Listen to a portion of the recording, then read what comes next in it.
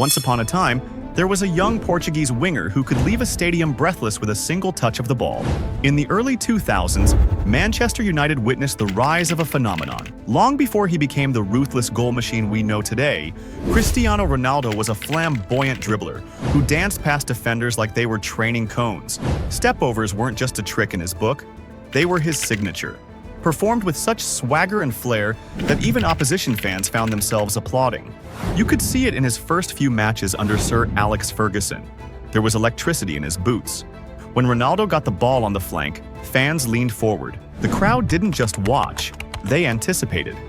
His dribbles weren't just about getting past defenders, they were about putting on a show. Remember his Premier League debut against Bolton Wanderers?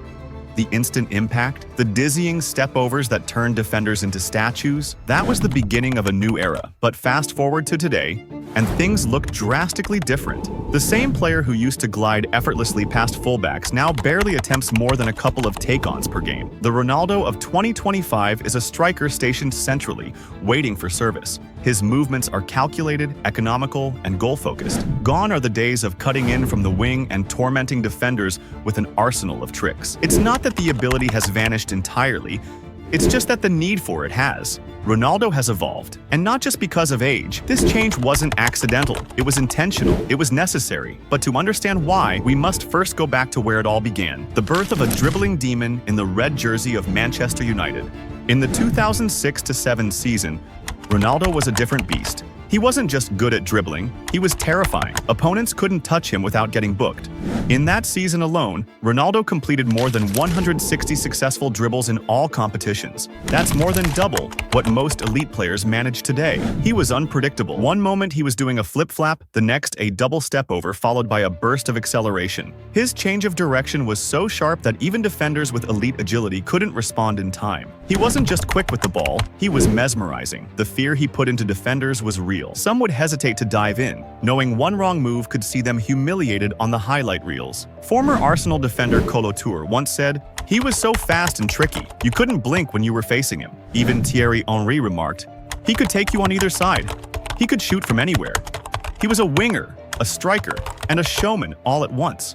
At a time when most players hit free kicks with curl or power, Ronaldo introduced a new method, the knuckleball. This technique, more common in volleyball or baseball, involves hitting the ball with little to no spin. When struck correctly, the ball wobbles and swerves unpredictably through the air, making it a nightmare for goalkeepers. Ronaldo studied and perfected this technique, making it one of his trademarks. It wasn't just effective, it was show-stopping. Fans waited for it and goalkeepers feared it. And this was the moment when he brought something different to England, the knuckleball free kick. This wasn't just a technique that sent the ball swerving mid-air like a guided missile, but impossible to predict. The way he would stand, legs apart, 3 steps back, you knew something special was coming. His stepovers became a defining image of his United career. He could pull off 5 or 6 in one go, freezing defenders with each feint. Even the most hardened Premier League backlines struggled to contain the 21-year-old Ronaldo. His confidence was unshakable and his flair unmatched. When Ronaldo signed for Real Madrid in 2009, many wondered whether the flashiness of his game would continue in La Liga, and in the beginning, it did. During his first few seasons in Spain, Ronaldo still retained much of his dribbling prowess. He was still hugging the left flank, taking on defenders like Dani Alves, Gerard Piqué, and others with sheer confidence. In the 2009-10 season, his first at Real Madrid, he scored 33 goals in 35 appearances across all competitions, an incredible return considering it was a new league, team, and environment. Many of these goals came from his trademark solo runs, where he would receive the ball wide, dribble past multiple defenders, and unleash a rocket past the goalkeeper. In La Liga alone, he completed over 100 successful dribbles that season, showcasing that his flair had not been lost in transition from the Premier League. In fact, fans and analysts often commented on how his dribbling became even more refined, less flashy than before, but more direct and lethal. He still used stepovers and body feints, but began combining them with sharp cuts and sudden accelerations to leave defenders behind. Real Madrid teammate at the time, Gonzalo Higuain, once said, "When he gets the ball on the wing, you know something is going to happen. Either a goal, an assist, or total chaos." As years progressed, however, subtle signs of evolution started creeping into his game. The long slalom runs began to decrease. He began positioning himself more centrally. The frequency of those mesmerizing dribbles lowered, not due to lack of ability, but due to a calculated shift in purpose. He was becoming a goal machine, prioritizing efficiency over flair. This tactical evolution was influenced heavily by the managers he played under at Real Madrid.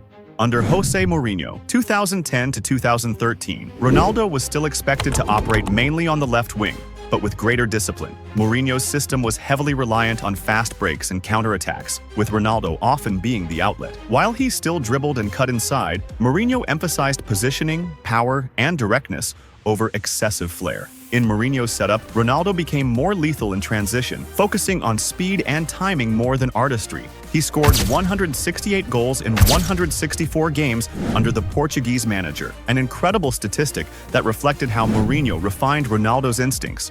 But the true transformation began under Zinedine Zidane, 2016 to 2018. Zidane deployed Ronaldo more centrally, often as a second striker or pure number 9. The objective shifted from creating to finishing. Zidane allowed him to conserve energy, drift into the box, and pick his moments. This minimized his need to dribble from deep areas and increased his presence in goal-scoring zones. In the 2016-17 Champions League knockout rounds alone, Ronaldo scored 10 goals, many of which came from quick combinations and intelligent positioning, not solo runs. Zidane's tactic was clear. Use Ronaldo's brain and timing, not just his feet. The contrast between Mourinho and Zidane's approaches is crucial. Mourinho managed the final years of Ronaldo the winger. Zidane unlocked the final form, Ronaldo the predator. The gradual drop in dribbling wasn't regression, it was reinvention. But as time passed, a subtle transformation began. The showboating started to fade. The stepovers were fewer. He was still scoring at an astronomical rate, but the goals were coming from smarter runs, better positioning, and fewer touches. Ronaldo was adapting. This wasn't just maturity, this was strategy. He understood that to sustain his peak performance, something had to give, and gradually, the dribbling was the price. The real shift happened around 2014. It was during the latter half of the 2013-14 season that fans began noticing a drop in Ronaldo's explosiveness. He was still scoring goals. In fact, he had just fired Real Madrid to a Champions League triumph, including his famous last-minute penalty against Atletico Madrid. But something wasn't right. Ronaldo had been suffering from patellar tendinosis, a chronic knee issue that affects the tendon connecting the kneecap to the shin bone. It's a condition that causes pain, stiffness, and a lack of explosiveness, a nightmare for any player relying on burst speed and agility. In the 2014 World Cup, the effects were painfully obvious. Playing for Portugal, Ronaldo looked a shadow of himself. He struggled to beat defenders. His signature moves seemed slow. His movement was limited, and even his shooting lacked the venom it once had. That World Cup was perhaps the first time fans around the world saw the beginning of the end of dribbler Ronaldo. And while he recovered and continued to score goals at a mind-blowing rate, his game was never the same. Today, Ronaldo plays like a seasoned striker. His touches are fewer, his movements more calculated.